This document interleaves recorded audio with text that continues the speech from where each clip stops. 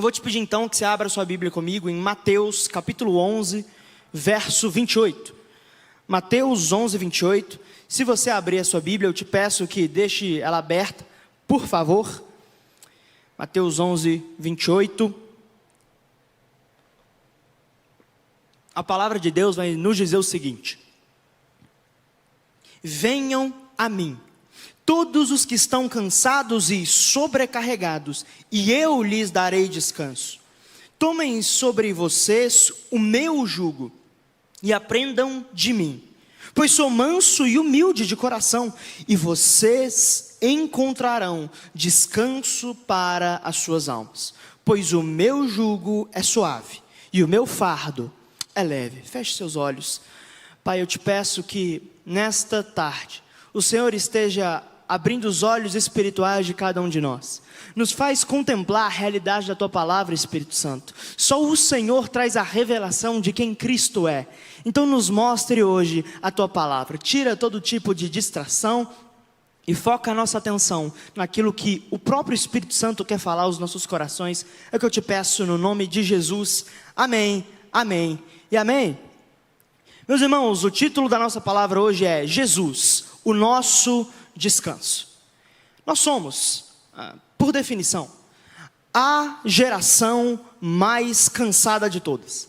Toda pesquisa que é feita vai falar que nós somos a geração mais depressiva, mais ansiosa, mais angustiada, que se sente mais vazia.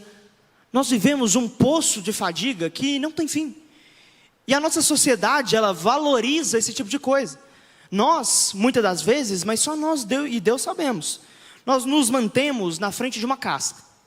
Nós estamos aqui, você encontra seu irmão, você fala, paz do Senhor, está tudo certo aqui no culto. E aí você fala, não, como é que você está? Eu estou na correria, não tenho tempo para nada. Mas essa mesma sociedade que valoriza essa casca exterior de um mundo perfeito, que você vai ver nas redes sociais, você vai ver em tudo quanto é lugar, até na igreja. Por dentro, só Deus e você sabem como você anda. Que você anda num poço de tristeza e vontade de se saciar em algo que você não encontra. Nós somos uma geração extremamente abatida. Mas sabe, sobre isso, se a gente pensar um pouco, qual que é a solução para o nosso abatimento? Uma pergunta que eu vou te fazer, e eu vou desenvolver essa palavra em cima dessa pergunta, que parece não ter muito a ver com o nosso tema aqui hoje, mas tem tudo a ver, por que nós não guardamos o sábado? Você sabe muito bem que o povo judeu guarda o 7º dia do descanso. O sábado eles não fazem nada, você não pode comer, você não pode trabalhar, você tem que descansar no Senhor. Mas nós não fazemos isso. Por quê? Essa simples resposta que nós vamos trabalhar aqui é a razão pela qual nós temos esperança hoje. Apesar de estarmos abatidos hoje, a resposta disso é gloriosa e é maravilhosa para cada um de nós. Para entendermos a questão do descanso, teríamos que voltar no 7º dia da criação, quando Deus cria o universo. Você sabe que Deus cria em 6 dias tudo e no 7º Ele descansa. Mas Deus não fica cansado. Deus não está lá trabalhando e fala assim, nossa, agora eu preciso respirar um pouquinho, né? Fiz muito trabalho, muito esforço, tem que pegar um ar, puxar um ar. Não, Deus Ele é onipotente, Ele é onisciente, Ele tem todo o poder, Ele sabe de tudo. Ele não precisa descansar. Se nós olhássemos o texto, nós veríamos que o descanso que Deus teve foi um descanso de contemplação. Deus, Ele viu que tudo o que Ele havia feito era bom, que a obra de sua mão estava perfeita, e Ele descansou vendo que as suas mãos fizeram algo bom e algo completo. Mas sabe o que acontece depois? O homem caiu no jardim. A serpente vem e engana Adão e Eva. E ali, o primeiro problema do dilema da nossa vida é trazido até Adão. Deus vai falar, Adão, com o suor do seu rosto, você vai viver todos os dias da sua vida. Você vai ter que trabalhar e se fadigar para conseguir simplesmente comer o seu pão até o fim dessa vida. Irmãos, nós estamos, por natureza, fadados ao cansaço. Porque nós, como vai dizer a palavra, pecamos junto com Adão. Todos pecaram e destituídos da glória de Deus estamos. E se nós somos pecadores, nós somos pecadores cansados. O pecado colocou um peso sobre mim e você que nós não podemos suportar. Qual é a solução para isso? Deus ele vai olhar, vai falar, olha, vai vir o descendente da mulher, que vai esmagar a cabeça da serpente. E ali o pecado vai ser tirado. Ali finalmente o homem vai ter descanso. O que acontece é que algum tempo depois da queda, Deus ele retorna ao assunto do descanso com Moisés. Ele ordena, olha, guardem o 7º dia. Deus estava interessado no descanso que a humanidade perdeu, mas sabe o que Paulo vai dizer no Novo Testamento? Paulo vai dizer o seguinte, em Colossenses 2,16, não precisa abrir, vamos só ler o texto, que vai dizer que ninguém os julgue por causa das festividades religiosas ou a celebração de sábado, porque tudo isso é sombra da realidade que haveria de vir. A realidade, porém, encontra-se em Cristo. Irmãos, nas palavras de Paulo, nós temos algo maravilhoso aqui. Porque o sábado do 7º dia, ele simbolizava alguém. Ele apontava para Jesus. Um descanso que nas nossas vidas nós não conseguimos atingir, mas que Deus é o maior interessado nele. E sabe, de acordo com Paulo, esse sábado é uma pessoa, é Cristo. Porque quando Cristo estava na cruz, sabe o que ele brada? Ele diz, está consumado. A obra de Deus estava pronta. O próprio Deus encarnado estava pregado na cruz. E ele estava dizendo, olha, o que as minhas mãos fizeram foi bom. Assim como no 7º dia da criação, o homem a partir da cruz encontra o descanso de Deus, que Deus quer nos devolver. Irmãos, isso significa que o sábado não é mais o 7º dia da semana. O sábado agora é todos os dias da semana, ao lado de Cristo Jesus, irmãos. A serpente, ela fez de tudo. Satanás, o diabo, ele fez de absolutamente tudo para tirar o descanso da sua vida. Mas Deus morreu para te dar descanso todos os dias da semana, na pessoa de Jesus Cristo. Irmãos, além da tipologia do sábado, existem outras tipologias que vão apresentar o porquê Jesus é o nosso descanso. Depois de Moisés, nós temos o seu sucessor, que é Josué. Josué, ele faz aquilo que Moisés não conseguiu fazer. Ele lidera o povo a entrar na terra prometida, a terra de descanso. Jesus, ele é o nosso Josué. Não é à toa que o nome Jesus, tanto em grego quanto hebraico e aramaico, é o mesmo de Josué. Jesus e Josué são o mesmo nome. Não é à toa que no Sermão da Montanha, Jesus vai dizer, olha, Moisés vos disse isso, eu porém vos digo. Jesus é o sucessor de Moisés, ele é o nosso Josué. E assim como Josué, ele hoje quer te liderar a uma terra de descanso. Uma terra que é a promessa de Deus para mim e para você. Sabe que promessa é essa? Jesus nos disse, não se turbe vosso coração. Creiam em mim, creiam também em Deus. Eu lhes deixo a minha paz, não como o mundo a dá. Irmãos, Jesus, ele é o nosso sábado. Jesus é o nosso Josué, que hoje quer te pegar pela mão e te dar o descanso da sua alma, que anda tão fadigada. Ele é também a terra prometida, que nós ansiamos por entrar. Jesus é o nosso descanso. Com isso em mente, eu quero que você releia comigo, somente o verso 28 por enquanto, que vai dizer o seguinte: venham a mim todos os que estão cansados e sobrecarregados, e eu lhes darei descanso. Nosso primeiro ponto hoje aqui é cansados, saibam o endereço do seu descanso. Irmãos, nós andamos tão exaustos, sabe por quê? Não é falta de tentar descansar, não. O homem, desde a queda, ele vive numa vida que é um constante conflito. Porque eu e você vivemos o tempo todo tentando aliviar a nós mesmos. O pecado é nada mais, nada menos do que uma tentativa de descanso. Os prazeres dessa terra são nada mais, nada menos do que uma tentativa de relaxar, de ficar quieto, de encontrar quietude e paz. Mas sabe, nós precisamos entender que muitas coisas nessa vida não vão nos dar a tranquilidade que nós queremos. Nós estamos cansados e sobrecarregados, mas nós temos ido a endereços errados para tentarmos descansar. Sabe, o mundo lá fora, ele vai te prometer tudo e ele vai te entregar nada. O diabo é sempre um estelionatário. Ele vai falar, olha, vem cá, e esse prazer do pecado aqui, ele vai satisfazer você. E ele não está completamente errado. A primeiro momento, você tem um prazer. Mas depois ele coloca um rombo, uma avenida na sua alma. E nós vivemos como um cachorro que está correndo atrás do próprio rabo. Eu quero descanso, eu quero relaxar, eu quero de alguma forma achar o sentido da minha vida. Eu quero ter um sentido. Por que eu estou aqui? E nós ficamos correndo atrás do vento. Mas o que Jesus vai dizer, não é que os prazeres da terra vão te satisfazer. Ele não disse que pessoas aqui, relacionamentos amorosos, vão ser o seu descanso. Jesus, ele não disse que o dinheiro vai preencher você por dentro. Jesus não disse que o poder, a fama, o reconhecimento das pessoas vai te satisfazer. Jesus não disse que o sexo, as drogas, que nada disso vai satisfazer. Jesus disse, ei, cansados, venham a mim e eu vos darei descanso. Meus irmãos, temos que parar de procurar descanso em cisternas vazias. Só Jesus pode aliviar você por dentro.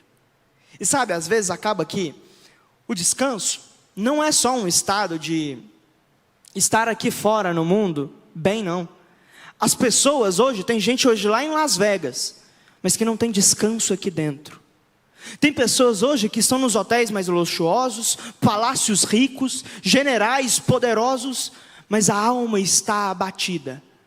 Sabe por quê? Porque nada disso pode satisfazer. É só Jesus que é o nosso descanso. É interessante aqui, a palavra utilizada aqui para descanso, ela, apesar de ser grega, os pais da igreja, eles divergem a respeito de qual foi a língua que Mateus escreveu o seu evangelho primeiramente. Eles falam que o evangelho de Mateus foi escrito primeiramente em hebraico. E essa palavra aqui utilizada para descanso é o equivalente no grego, do grego para o hebraico para Shabat, que é o sábado que os judeus guardam hoje. Irmãos, Jesus é o sétimo dia. O pecado ele veio, ele entrou na nossa vida e teve aquele momento que a inocência foi perdida. Que nós, assim como Adão e Eva, nós nos desviamos dos caminhos do Senhor. E nós fomos atrás de outros pastores. Nós seguimos o nosso próprio caminho. Mas não é esse caminho que vai te dar alívio. Sabe, quando a angústia bater dentro de você, você tem que saber qual que é o endereço que você tem que bater nele para achar o seu alívio. E ele não são pessoas. Não é uma conta grande no Instagram. Não é você finalmente conseguir o mozão que você quer agora. Sabe qual que é o descanso? Jesus Cristo de Nazaré. É só a paz que excede todo o entendimento que Ele nos deu. É só a esperança de que cada sofrimento nessa vida, ele está com tempo contado para acabar. Porque um dia o Senhor vai voltar e nós estaremos para sempre com Ele. Irmãos, só Jesus pode saciar a sede da nossa alma. Se só Jesus pode tirar a nossa impaciência, a nossa falta de quietude, nos devolver o nosso descanso, isso significa que nós temos que parar de procurar, sabe o quê? Em lugares que não podem te dar nada. Nós estamos mendigando outros amores por aí. Nós estamos mendigando atenção, nós estamos mendigando uma aceitação de nós mesmos, nós estamos mendigando conquistar algo para ser alguém. Aí, irmão, Jesus ele não vê o que você construiu. Você diante dele é um pecador e ele é o Salvador, e ele tinha todo o direito de falar, não, eu não quero você, mas ele fala, eu te recebo. É Jesus que vai te satisfazer. Nada nessa terra pode devolver, porque o problema foi lá no Éden. Nós temos que voltar no sétimo dia, mas o sétimo dia está vivo. Ele morreu numa cruz, mas ele ressuscitou, e o sábado nosso está vivo hoje. Ele chama-se o Rei da Glória, Jesus. Mas ainda, quero que você veja comigo o verso 29, apenas a primeira frase, que vai dizer o seguinte: tomem sobre vocês o meu jugo e aprendam de mim. Aqui agora eu quero te apresentar algumas áreas que Jesus vai nos prometer esse descanso. Porque, irmãos, Deus é interessado que você tenha repouso, que as suas fadigas sejam aliviadas dos seus ombros. Mas onde Ele está te prometendo isso? E como? É isso que eu quero te mostrar aqui agora. Jesus, ele vai trazer um símbolo de algo do passado, que é o símbolo da agropecuária antiga. Ele vai falar que nós devemos tomar o seu jugo. O que isso significa? O que acontecia no passado é que utilizava-se os bois para poder arar uma terra. Então pegava um boi novo e ele colocava lá sobre ele fardos pesados nas costas, e ele ia andando e ele ia arando aquela terra, tirando assim o peso daquele serviço braçal que era difícil para o ser humano fazer. O problema é que quando o boi era novo, e muito novo, ele dava piti. Ele não aguentava fazer aquele trabalho. Ele ia lá, trazendo, arrastando aquele negócio. E como ele era novo, ele era fraco. Ele era inexperiente. Ele não tinha segurança do que ele estava fazendo. Então, ele começava a bater em todo mundo, dar coice e tudo mais. Por quê? Porque ele não tinha experiência, ele não tinha a força necessária para aguentar aquele trampo. Só que aí o que se fazia é que, ao lado desse boi novo, colocava-se um boi mais velho. Esse boi mais velho, que geralmente era o irmão mais velho do boi mais novo, colocava-se sobre ambos um jugo, que é uma peça de madeira. É uma peça de madeira, sim, que se encaixa no pescoço de dois bois. E aí ficava o boi mais velho e o boi mais novo. O boi mais velho era mais forte, então ele puxava o outro. E ele ensinava para ele qual é a direção que ele tem que andar. Ensinava a ele como fazer o trabalho, porque o boi mais velho, ele era forte, ele era experiente e ele era seguro de si. Ele é muito forte, ele sabe o que está fazendo. Irmãos, o que Jesus está nos trazendo é uma lição importantíssima. Nós somos o boi mais novo e Jesus é o nosso irmão mais velho. Nós somos fracos. Irmão, eu e você, nós não aguentamos o tranco. Se depender de nós mesmos, nós vamos pifar. A gente não aguenta o trabalho dessa vida. É pesado demais. Vem situações que nos derrubam. Além disso, vem situações em que nós somos inexperientes. Nós não sabemos como fazer. Nós somos, sabe o quê? Inseguros. Nós não sabemos como fazer as coisas. Queremos o tempo todo a aprovação dos outros. Mas aí o que Jesus fala é: deixa eu te ensinar. Coloca um jugo entre eu e você. E o jugo é compartilhar o peso. Ei, vamos ficar junto aqui? Eu vou fazer uma parceria com você, viu, filho? Vamos lá, meu irmão mais novo, eu vou vir aqui fazendo, você vai aprendendo comigo. É isso que é o convite de Jesus para mim e para você. Eu quero te mostrar então algumas áreas a qual o Senhor Jesus quer que você compartilhe o seu peso, a sua dor, o seu cansaço, o seu abatimento com Ele, e Ele te promete descanso. A primeira delas que nós vemos é descanso nos afazeres. De acordo com essa explicação, sabe o que isso significa? Que Jesus não nos chamou para ficarmos parados. As demandas da sua vida vão continuar, irmão. Deus, ele não está interessado que você fique parado lá de férias pro resto da vida sem fazer nada. Nós vamos ter demanda o tempo todo. As coisas não vão parar, irmãos. Mas o que Jesus promete para você não é férias. Jesus não falou assim, ó, no meio do trabalho, deixa o trabalho todo comigo que eu vou fazer lá. Você vai lá para Caldas Novas, fica sentado lá na aguinha, quente, vindo no C. Não. Ele não falou, eu vou te levar lá para Las Vegas, você vai ficar lá em Londres. O que ele falou é: enquanto você estiver no meio dos afazeres, aprenda de mim, e você vai ter descanso. Irmãos, as pendências nossas nunca vão ser plenamente realizadas. O que nós precisamos aprender a fazer é trabalhar junto de Jesus, para que o tanto de coisa que a gente tem para poder fazer, gente, às vezes eu acho que eu vou ficar doido de tanta coisa que eu tenho para poder fazer. É uma hora lá, tem que estar aqui na igreja porque vai pregar, e depois tem que ir lá não sei onde, aí tem que estudar para isso aqui, aí tem que resolver um problema ali. Irmão, faz uma fila de problema, e eles não pegam nem senha não. Eu sei que na sua vida é assim também. E essas coisas nunca vão parar. O que nós precisamos fazer não é falar, assim, é óbvio que é bom tirar férias, mas o que a gente precisa aprender é descansar enquanto estamos trabalhando nos afazeres. Nós precisamos compartilhar os nossos pesos daquilo que a gente tem que resolver com Jesus. Sabe por quê? Quando você ora, acontece algo fantástico. Você está pegando um peso que era seu de resolver, e você está colocando assim: Jesus, olha, trabalha junto de mim. Eu estou trabalhando aqui, eu não larguei mão do que eu tenho que fazer não, mas eu vou trabalhar, e junto com o Senhor agindo, ninguém impedirá, vai dar tudo certo. Esses dias para trás, eu fui cortar cabelo, né? Meu cabelo já tá gigante, olha só, nem parece que eu cortei o cabelo, meu Deus do céu. Mas enfim, fui cortar cabelo, tava lá na barbearia e o cara que corta meu cabelo, já corta meu cabelo tem assim muito tempo. E aí eu sentei lá na cadeira, ele nunca é um cara assim de estar muito para baixo, nem nada. Mas naquele dia ele tava, cara. Tava estranhando aquilo desde o começo, sentei lá, fui cortar cabelo, ele falou assim, cara, ora por mim e tal, o que foi? Ele falou assim, cara, meu filho nasceu e eu moro lá na região do centro. Só que ele tinha que toda hora estar 6:30 da manhã aqui na orla da Pampulha para poder cortar cabelo. Ele falou assim, cara, eu não estou conseguindo ter tempo com a minha esposa. Eu não estou conseguindo curtir o meu filho que acabou de nascer. Eu tenho que acordar não sei que horas para poder estar aqui. E cara, as coisas estão difíceis. Eu falei assim, tá cara, mas o que você está querendo então? Você quer que eu ore pelo que especificamente? Ele falou assim, cara, tem um apartamento aqui de frente à barbearia. Era literalmente só atravessar a rua.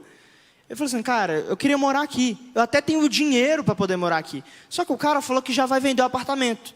Não tem como mesmo eu comprar esse apartamento. E eu precisava morar aqui, é só atravessar a rua, cara. Eu preciso ter tempo com a minha família e tudo mais.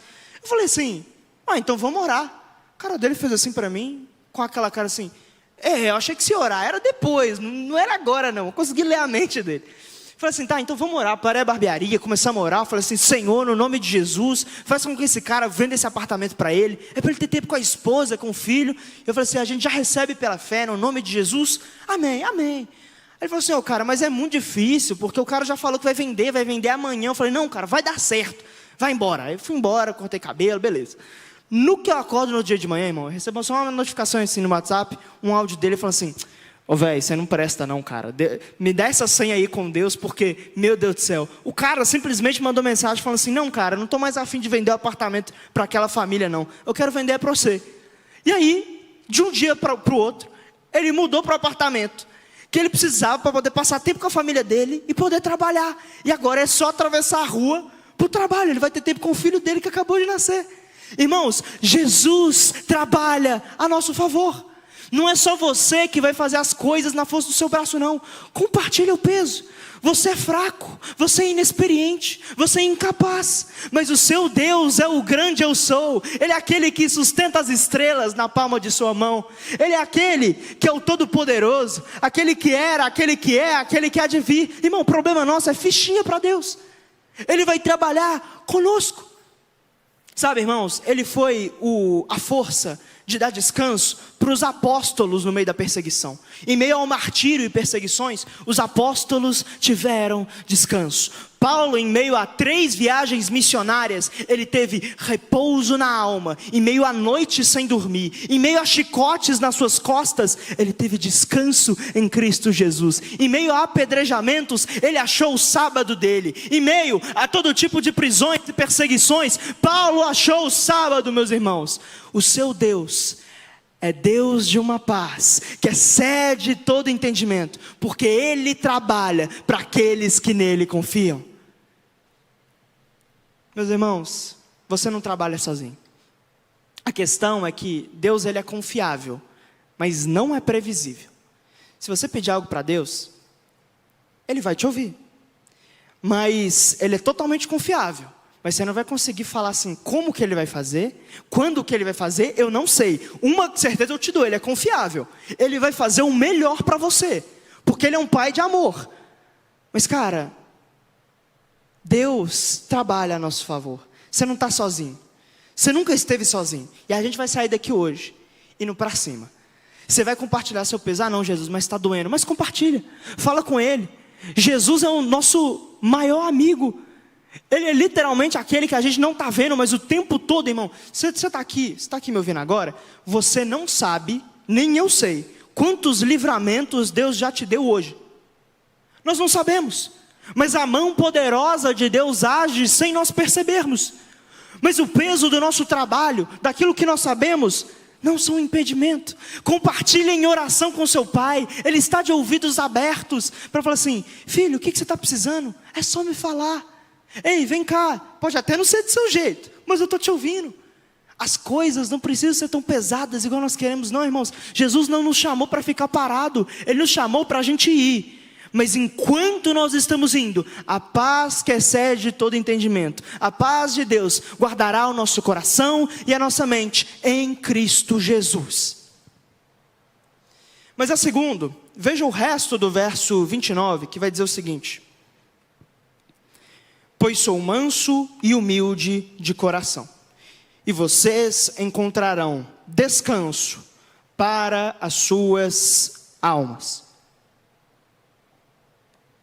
O nosso segundo ponto, nossa segunda área que Jesus quer nos trazer descanso, é descanso no discipulado. Irmão, nós somos um boi revoltado, que a gente sai dando coice e nós não somos nem mansos e nem humildes. Pelo contrário, a gente quer agredir todo mundo na hora que a gente estressa. A gente ferveu, irmão, já está aqui igual um pincher, chegou perto a gente vai latir. Mas irmãos, Jesus está falando que é para aprender dele, porque ele é o boi manso e humilde. E nós temos que aprender o caráter com ele.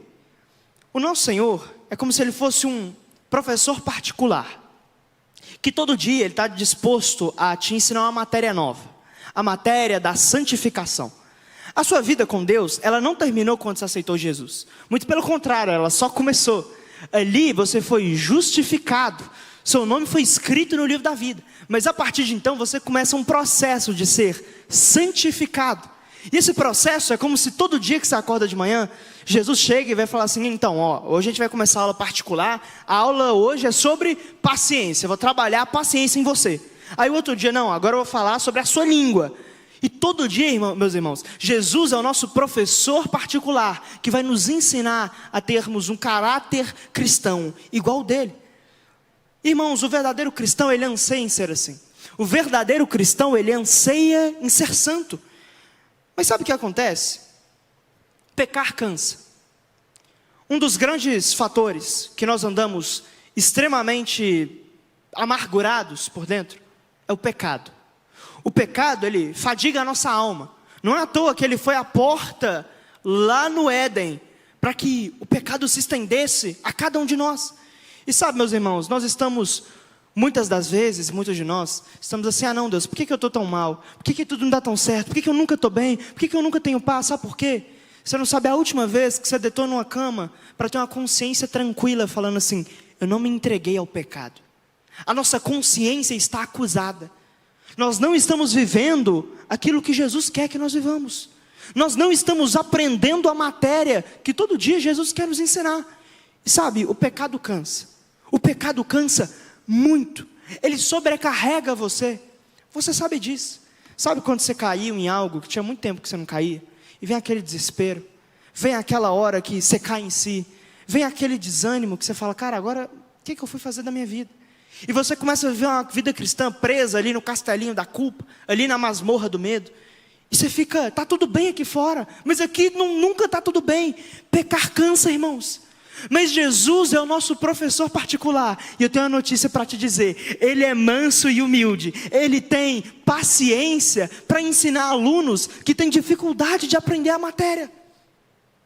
Uns anos para trás, irmão, ele tem muito prazer em ver o outro irmão apanhando. Eu sou assim também com minha irmã, né? Hoje já é casada, já tem filho, isso não acontece mais. Mas eu lembro de uma vez que a Emily, minha irmã, ela estava indo tomar recuperação final no ano. E aí, ela falou que ficou lá o dia inteiro estudando, mas eu vi que não estava não, tá? Estava mexendo no celular. Aí, delação premiada, só que bem atrasada. E aí, a minha mãe chegou lá e falou assim: nossa, você não está estudando, não sei o quê. E começou a ensinar ela. Minha mãe cismou de ser a professora particular dela. E eu estou vendo aquele negócio de longe e falei assim: isso aí não vai dar bom não. Isso aí não vai dar bom. E aí, a Emily: ai, que saco, eu não quero estudar, não sei o quê. Irmão, pensa numa cena satisfatória. Eu vi a minha mãe pegando a régua de pau e quebrando na cabeça da Emily, só tá!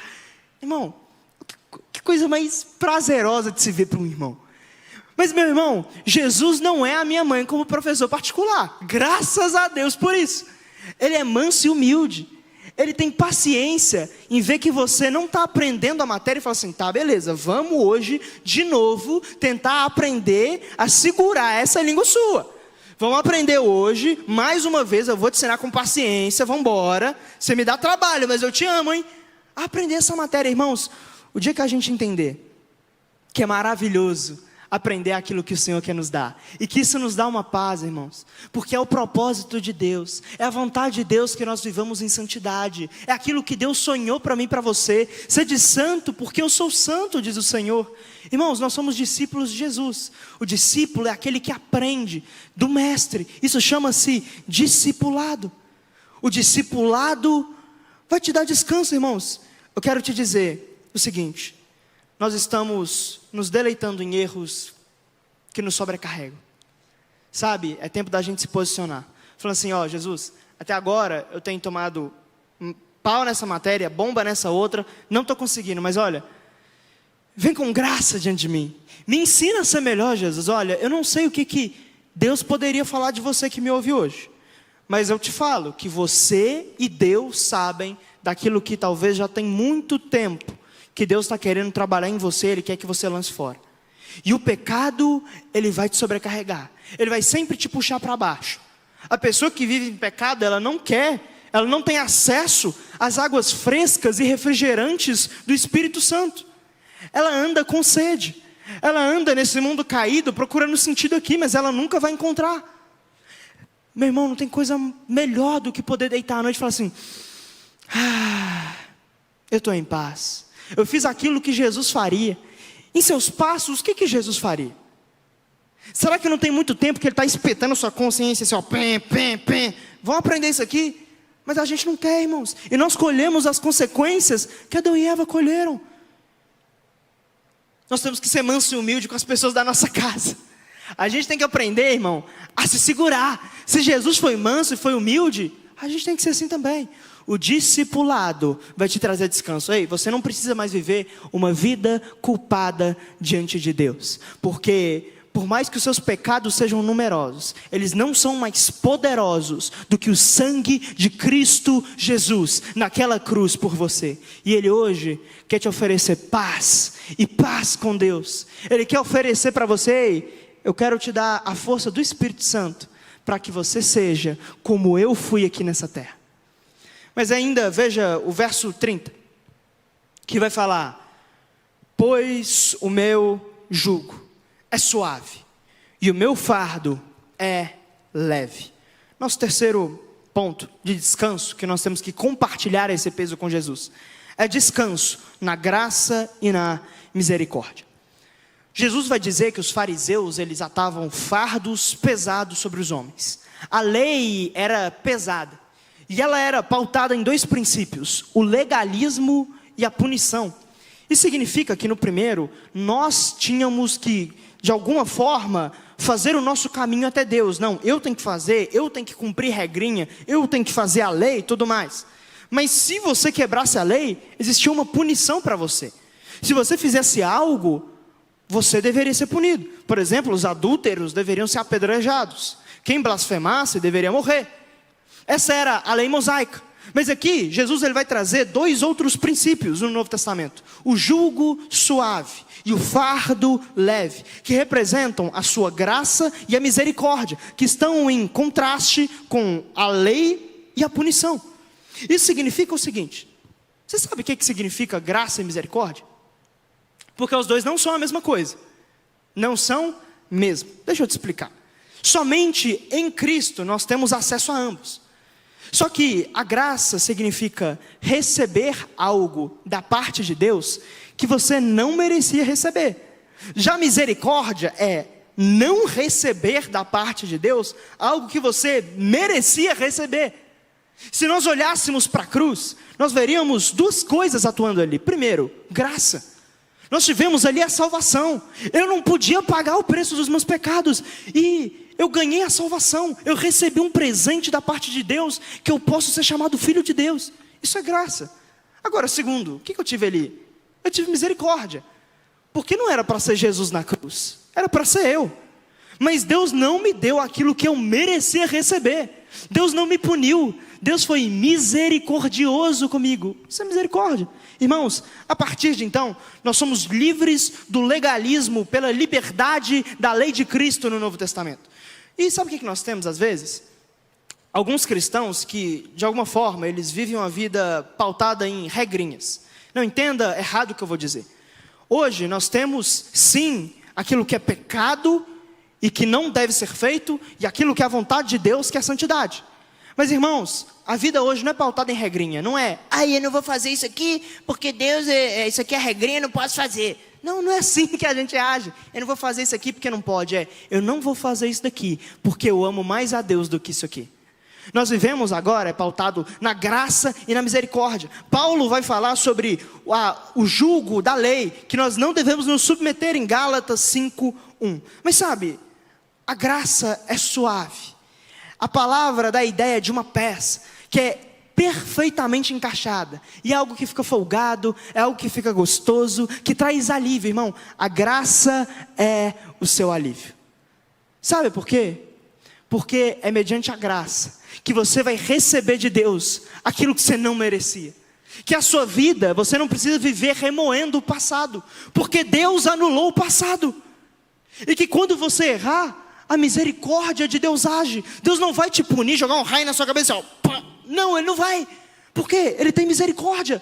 Nós temos que viver como o Senhor viveu, mas sabe, nós vemos tantas pessoas que elas vivem presas em leis, regrinhas, que as culpam, que as deixam em sentimentos de que ela precisa cada vez mais se achegar a um Deus que é inacessível. Não, Deus, Ele não é um carrasco do universo, Ele é um Pai de amor.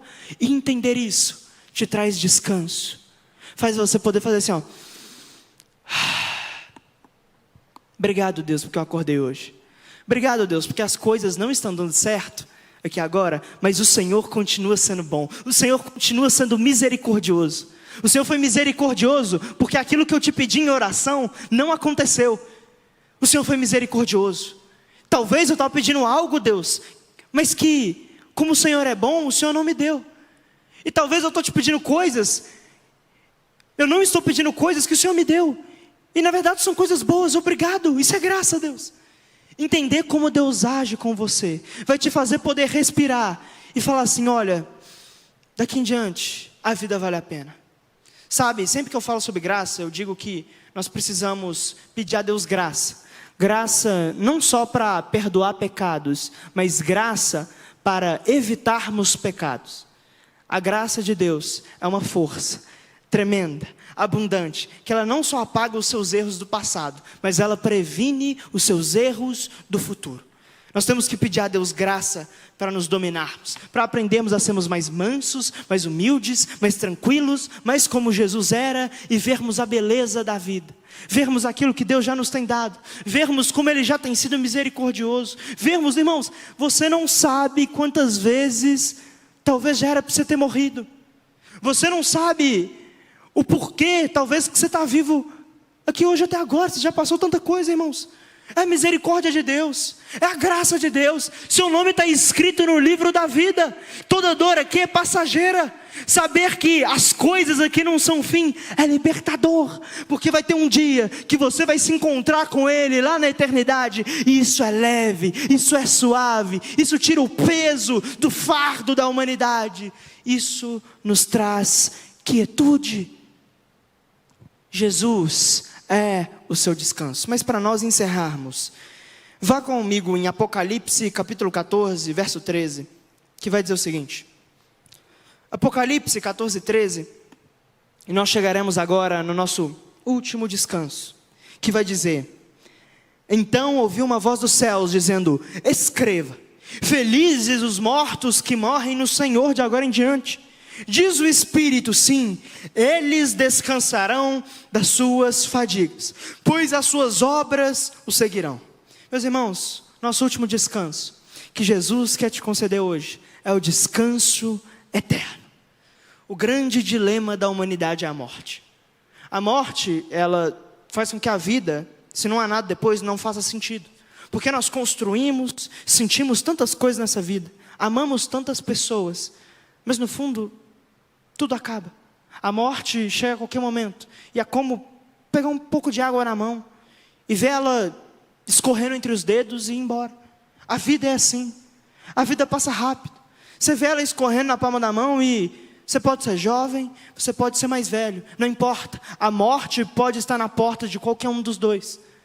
E a vida não faz sentido. Crianças morrem, idosos morrem, pessoas que não nasceram morrem. A morte, ela tira o sentido da vida se não há nada depois. Mas o que Jesus quer nos conceder aqui, a muitos de nós, é uma certeza de que a vida hoje tem sentido, porque há algo depois da morte.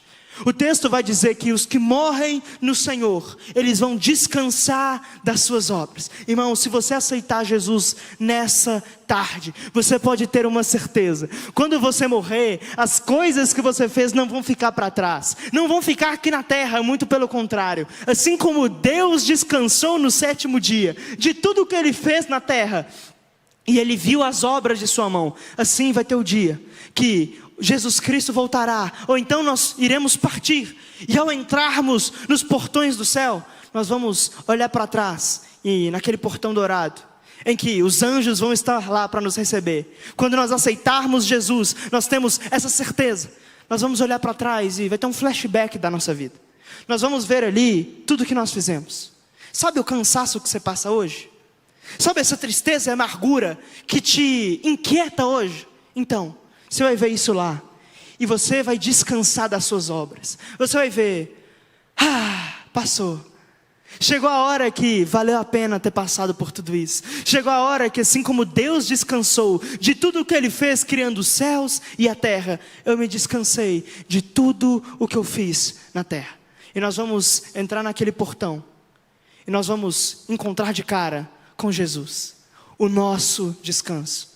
E ao simplesmente olharmos dentro de seus olhos, nós teremos uma certeza, que aqui eu vou descansar, pelos séculos dos séculos, porque eu achei o amado da minha alma.